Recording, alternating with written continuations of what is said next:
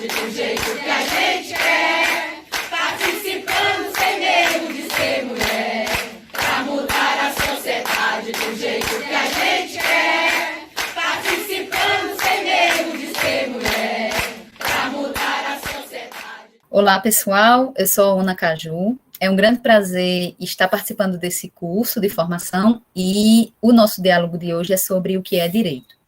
Então, quando a gente fala em direito, quando a gente pensa em direito, em geral vem à nossa mente leis, códigos, tribunais, poder legislativo, vem deputados, deputadas, senadores, vem juiz, juíza, promotor, promotora, advogados, vem todo esse conjunto burocrático que representam essas normas, essas regras que vão determinar como a gente deve se comportar no nosso dia a dia. Né? Quando a gente fala em direito, a gente pensa em leis e a gente sabe que existe na nossa sociedade um conjunto de leis que vão determinar o nosso comportamento em muitos setores, em muitos aspectos. Existem leis que vão dizer como a gente deve se comportar no trânsito, por exemplo. Há leis que vão tratar de aspectos muito importantes da nossa vida em coletividade, das nossas demandas enquanto ser humano, como, por exemplo, quando a gente fala saúde, educação, moradia, a gente fala nesses elementos como direitos, e a gente sabe que tem leis em torno desses temas, né? Saúde, educação, moradia, alimentação.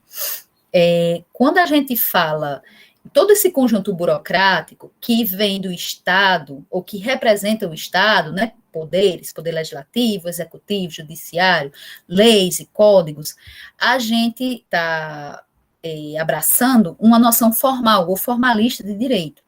Essa não é a única noção, e também não é a noção que dá conta de todos os aspectos e demandas que a gente tem da nossa vida. Né? Ela não dá conta de tudo aquilo que a gente anseia enquanto ser humano na nossa vida em coletividade.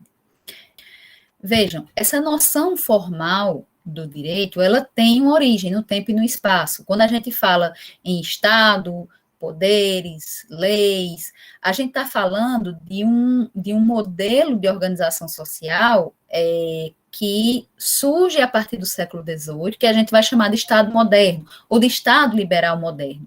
É a partir dessa forma de organização que é um modelo que é seguido no Brasil, e a gente vai ter todo esse conjunto burocrático de produção de leis e de aplicação das leis a partir desses poderes que fazem parte do Estado.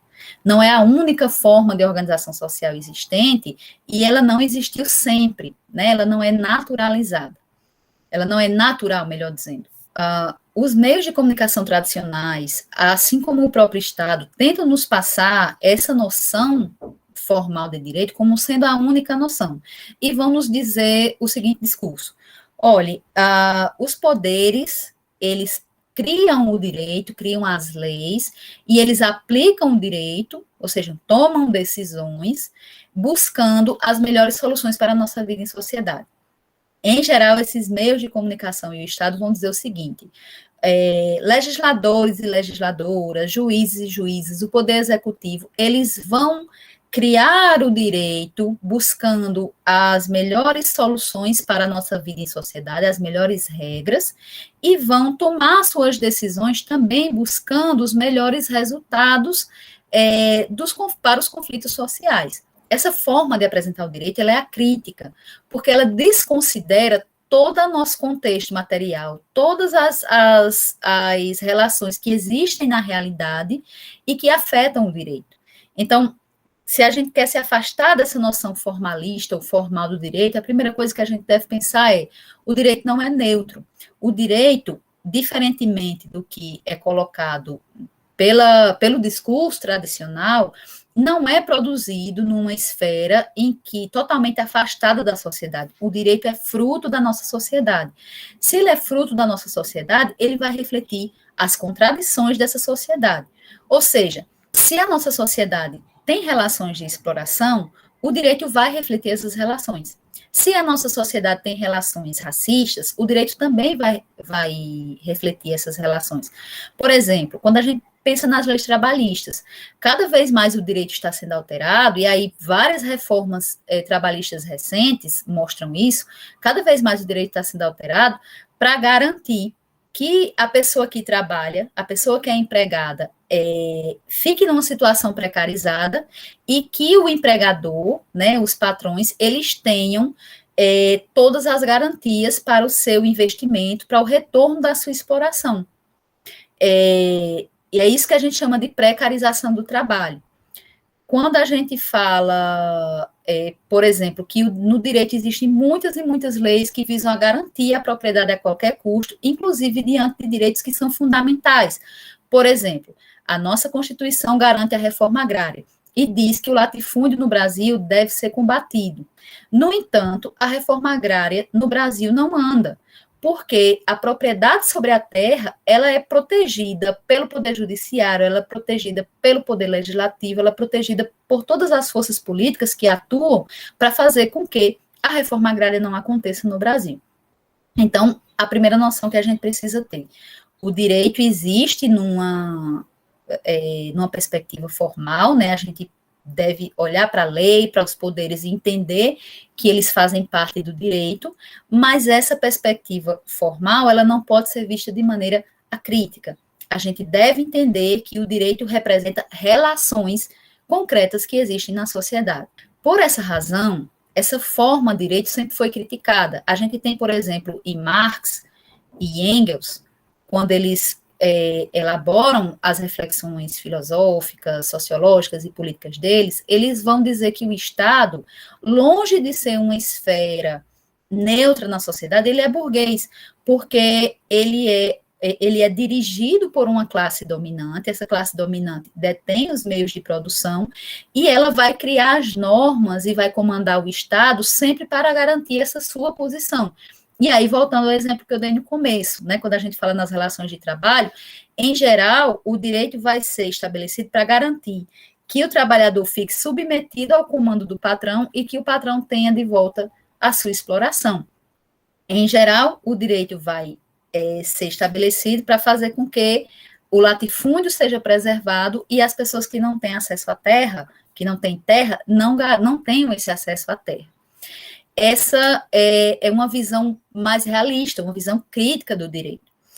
E aí a gente tem, quando a gente pensa nas nossas lutas por melhores condições de vida, a gente pode refletir o seguinte: o direito não tem nada a oferecer porque ele é dominado por uma classe que dirige a sociedade, que, portanto, sempre vai buscar manter os seus privilégios através do direito. Ou a gente pode pensar o seguinte: é possível brigar na sociedade para modificar a realidade social e, dentre as modificações que a gente busca, modificar o direito, né? A luta dentro do direito, ela é um espaço de luta na concretização daquilo que a gente busca enquanto justiça social. Essa é uma pergunta importante.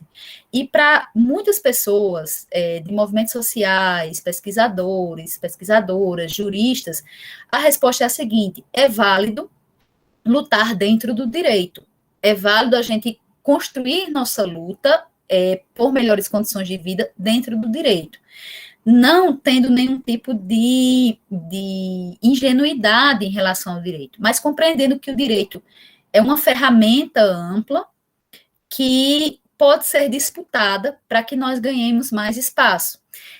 As pessoas que pensaram, que fazem essa reflexão, no Brasil, a gente vai ter uma corrente teórica que sistematiza isso, que vai organizar essas ideias, que vai ser a corrente do pensamento do direito achado na rua. Ela vai ver toda essa tradição de lutas, de pessoas que buscaram melhores condições de vida e que lutaram, nas suas lutas incluíram o direito, quando, por exemplo, lutaram pela garantia do voto para todas as pessoas, quando lutaram contra a escravidão, quando lutaram para que as mulheres tivessem condições de igualdade com os homens, lutaram e ainda lutam. esse grupo de pesquisadores, juristas, ele resgata toda essa tradição de lutas e diz o seguinte: olha, é possível que a gente se organize para combater essa ideia tradicional de direito e a gente disputar o campo do direito com uma ideia em que o direito é percebido não como essa ferramenta do Estado para a dominação, mas o direito pode ser percebido também como uma ferramenta em que as lutas populares constroem a sua proposta de futuro. Isso é o que o direito achado na rua diz. Então, o direito achado na rua vai buscar, através dos movimentos sociais, principalmente, as respostas que precisam chegar ao direito, as propostas de mudança que precisam chegar ao direito.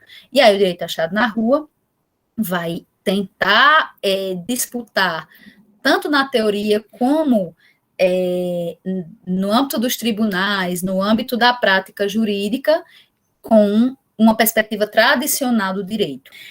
Então, não podemos deixar de considerar a existência de um Estado que é dominado por forças sociais que tentam manter o seu poder, e aí tem uma dominação de classe no Estado. Essa dominação de classe reproduz seus interesses nas leis, reproduz seus interesses no poder judiciário, mas, ao mesmo tempo, é possível pensar que há brechas nesse espaço do direito para que os movimentos sociais populares lutem pela transformação que eles buscam, pelo projeto político de construção de uma sociedade justa, de uma sociedade sem desigualdades, de uma sociedade em que não haja exploração e que não haja opressão.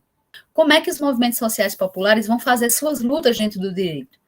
Estudando, reivindicando, disputando o espaço do direito, não como um único espaço de luta, mas como um espaço de luta a ser considerado. E aí, vejam algumas questões que são importantes.